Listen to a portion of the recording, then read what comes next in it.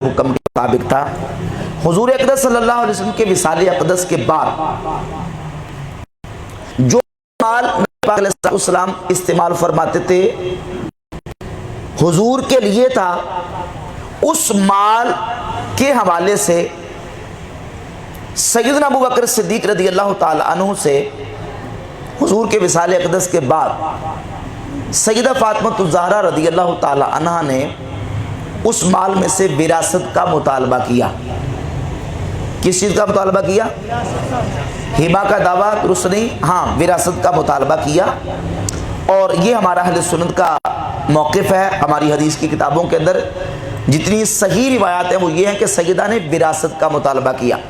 और ये बात भी याद रखें कि सिर्फ सैयदा रज़ियल्लाहु ताला अन्हा ने विरासत का मुतालबा नहीं किया, बल्कि नबी करीम अलैहिस्सलातु वस्सलाम की अज़वाज तय्यबात ने भी सैयदना अबू बकर सिद्दीक रज़ियल्लाहु ताला अन्हु से विरासत का मुतालबा किया इस तरीके से कि उन्होंने हज़रत उस्मान गनी रज़ियल्लाहु ताला अन्हु को हज़रत सिद्दीक़ अकबर रज़ियल्लाहु ताला अन्हु के पास भेजा। हदीस के अंदर सही बुखारी के अंदर मौजूद है कि अरसलना अज़वाजुन नबी सल्लल्लाहु अलैहि वसल्लम उस्मान इला अबी बकर, अज़वाज मुतहरात ने हज़रत उस्मान गनी रज़ियल्लाहु ताला अन्हु को अबू बकर सिद्दीक रज़ियल्लाहु ताला अन्हु के पास भेजा कि आप जाके नबी करीम अलैहिस्सलातु वस्सलाम की जो विरासत है उसका हमारे लिए मुतालबा करें। तो उस मौका पर सैयदा आयशा सिद्दीक़ा रज़ियल्लाहु ताला अन्हा ने अज़वाज तय्यबात को कहा कि आप क्या कर रही हैं? आपको मालूम नहीं कि अंबिया जो छोड़ के जाते हैं वो सदका होता है, नबी की माली विरासत तकसीम नहीं होती। मुतालबा सिर्फ सैयदा फातिमा ने नहीं किया, बल्कि विरासत का मुतालबा अज़वाज तय्यबात ने भी किया। अगर हम विरासत के जो जनरल उसूल हैं, आम क़वानीन व उसूल हैं कुरान और सुन्नत की रोशनी में, उनके मुताबिक देखते हैं तो नबी पाक अलैहिस्सलातु वस्सलाम के विसाल अक़दस के बाद सिर्फ सैयदा फातिमा रज़ियल्लाहु ताला अन्हा ही वारिसा नहीं बनती, बल्कि हुजूर की अज़वाज तय्यबात भी और नबी करीम अलैहिस्सलातु वस्सलाम के चचा भी हुजूर के वारिस बनते हैं। सिर्फ सैयदा फातिमा नहीं।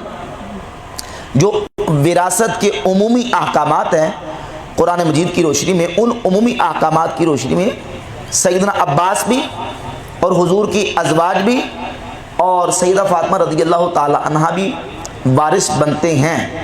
लेकिन अबू बकर सिद्दीक रज़ियल्लाहु ताला अन्हु ने सैयदा फातिमा रज़ियल्लाहु ताला अन्हा के सामने रसूलुल्लाह सल्लल्लाहु अलैहि वसल्लम की हदीस बयान की। और यहाँ चलते चलते मैं इस बात की वजाहत भी कर दूँ कि सैयदा पाक रज़ियल्लाहु ताला अन्हा ने जो विरासत का मुतालबा किया, ये हदीस बिल माना कुतुब अहादीस के अंदर ज़िक्र हुई है। हदीस बिल माना का मतलब ये होता है कि रावी हदीस को बयान करते वक्त अल्फाज का इल्तिज़ाम नहीं करते कि जिन अल्फाज के साथ पीछे से रिवायत पहुंची उन्हीं अल्फाज के साथ आगे उसको रिवायत किया जाए, इसका इल्तिज़ाम नहीं होता, बल्कि उसका मज़मून जो है उसको अपने अल्फाज के अंदर भी बयान कर देते हैं। इसको हदीस बिल माना कहा जाता है। जब हम सही बुखारी के मुतअद्दिद मकामात से इस हदीस को देखते हैं तो यह हदीस मुतअद्दिद तुरुक के साथ सही बुखारी के अंदर मौजूद है, लेकिन अल्फाज कुछ इस तरह है। तो जो कीजिए ज़रा, अल्फाज ये भी हैं कि अन्ना फातिमाता वल अब्बास अतया, सैयदा फातिमा और हज़रत अब्बास हज़रत अबू बकर सिद्दीक के पास आए, यानी दोनों ने आके मुतालबा किया। और ये अल्फाज भी हैं कि अरसलत इला अबी बकरिन, सैयदा फातिमा रज़ियल्लाहु ताला अन्हा ने हज़रत अबू बकर सिद्दीक के पास किसी को भेजा, किसी को भेजा, खुद आई या किसी को भेजा। अल्फाज दोनों तरह के मौजूद हैं कि हज़रत अब्बास और हज़रत फातिमा दोनों सिद्दीक़ अकबर के पास आए, और ये भी है कि हज़रत फातिमा रज़ियल्लाहु ताला अन्हा ने अबू बकर सिद्दीक़ के पास किसी को भेजा। अब वाक़या एक है, अल्फाज दो तरह के हैं। चूँकि हदीस बिल माना है, अगर हम इसकी तत्बीक करें तो इससे साबित ये होता है کہ ایک جگہ پہ استناد حقیقی ہے، دوسری جگہ پہ استناد مجازی ہے، یعنی جہاں سیدہ رضی اللہ تعالی عنہ کے خود آنے کا ذکر ہے وہاں اسناد مجازی ہے، اور جہاں کسی کو بھیجنے کا ذکر ہے اسناد حقیقی ہے۔ بھائی سمجھتے ہیں نا؟ حقیقت اور مجاز کا قرآن و سنت کے اندر ذکر ہوا، اور ہماری بلاغت کی کتابوں کے اندر بھی اس کی مثالیں دی گئی ہیں۔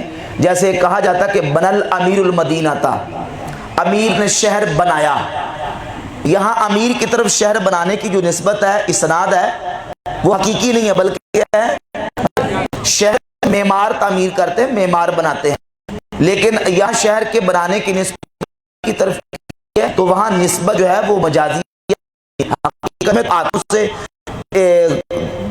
کانڈی وغیرہ تیشہ اور اوزار لے کے معمار بناتے ہیں، تو چونکہ امیر بنواتا ہے، بنانے لیتا ہے، تو نسبت امیر کی طرف کرنی جاتی ہے۔ تو اب اس چیز کو جب ہم دیکھتے ہیں صحیح بخاری کے مقام پہ موجود ہے، کسی نسبت آنے کے سیدہ پاک کی طرف خود ہے اور کسی جگہ پہ بھیجنے کی نسبت ہے، تو تطبیق کی جائے حدیث پہ معنی کے اعتبار سے تو اس کا رزلٹ اور نتیجہ چلتا ہے کہ خود نہیں آئی بلکہ آپ کسی کو مطالعہ کرنے کے لیے بھیجا۔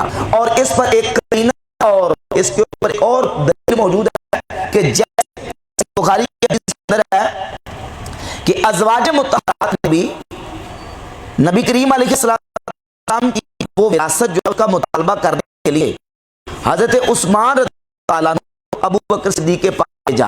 جب ازواج نے ابو بکر صدیق کے پاس حضرت عثمان کو بھیجا، صحیح بخاری کی 4034 نمبر حدیث ہے، اس میں لفظ ہے ارسل ازواج النبی صلی اللہ علیہ وسلم الی ابی بکر، کہ ازواج نے حضرت عثمان کو ابو بکر صدیق رضی اللہ عنہ کے پاس بھیجا۔ تو سیدہ پاک رضی اللہ تعالیٰ عنہ کی جو عفت اور آپ کی جو ایک ہے اور آپ کی جو حیا ہے، اس کا تقاضا بھی یہ ہے کہ آپ بڑے مجمع میں خود نہیں آئیں بلکہ آپ نے مطالبہ کرنے کے لیے کسی کو بھیجا۔ صحیح بخاری کے اندر 4725 نمبر فاطمہ 4240 اور 3711 صحیح بخاری کی حدیث ہے، اس میں یہ کہ ارسلت الی ابی بکر، سیدنا ابو بکر کے بھیجا۔ تو یہ مسئلہ بھی ہوگا کیونکہ اس مقام پہ جو رافضی بڑا خانہ عوامی ہمدردیاں بیچنے کے لیے ایک طریقے لوگوں کو بلیک کرنے کے بڑے افسانہ دربار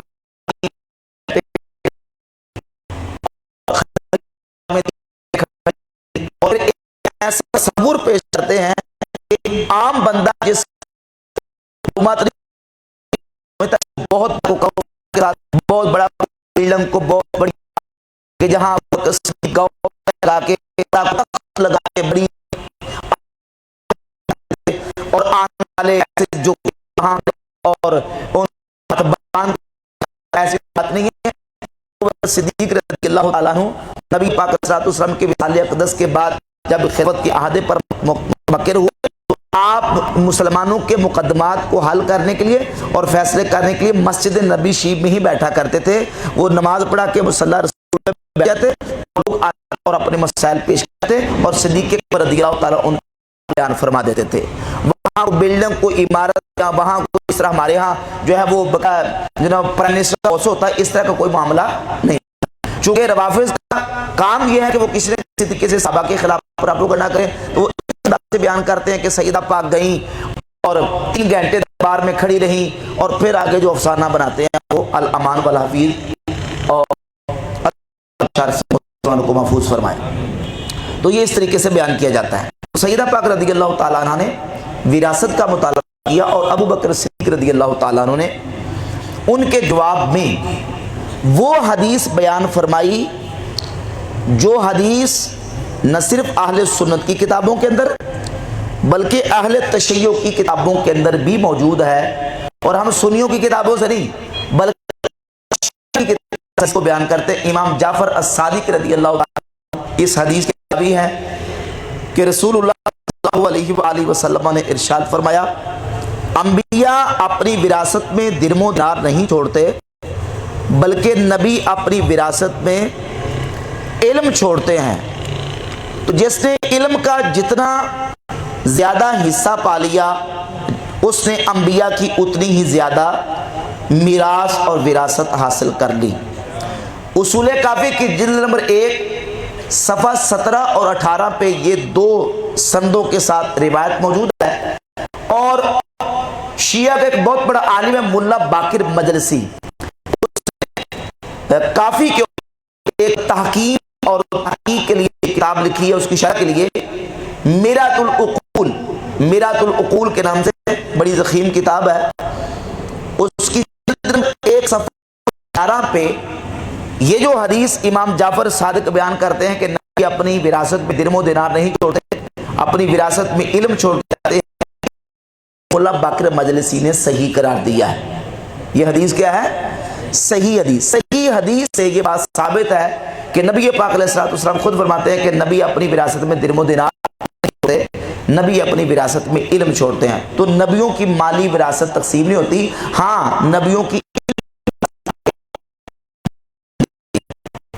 इस रिवायत के हवाले से जब हम हदीस बयान करते हैं शिया किताब से, तो बास रवाफिज इस पर फिर इतराज करते हैं कि ठीक है, मुल्ला इस हदीस को सही करार दिया है, लेकिन हमारे उसूल मुहद्दिसीन पर यह हदीस सही नहीं है, क्योंकि इसमें एक रावी है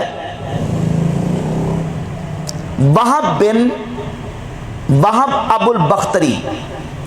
अबुल बख्तरी इसमें रावी ज़ईफ़ है हमारे मुहद्दिसीन के, लिहाजा ये रिवायत अबुल बख्तरी वाली दर्जा सेहत को नहीं पहुंचती, ये रिवायत ज़ईफ़ है। लेकिन ये बात याद रखें, अबुल बख्तरी कुनियत के 2 रावी अहले तशय्युअ के अस्मा और रिजाल की किताबों के अंदर मौजूद हैं। एक का नाम है फेरोज बिन सईद अबुल बख्तरी और दूसरा है वहाब बिन वहाब अबुल बख्तरी। इस रिवायत के अंदर जो अबुल बख्तरी रावी है वो है फेरोज बिन सईद अबुल बख्तरी।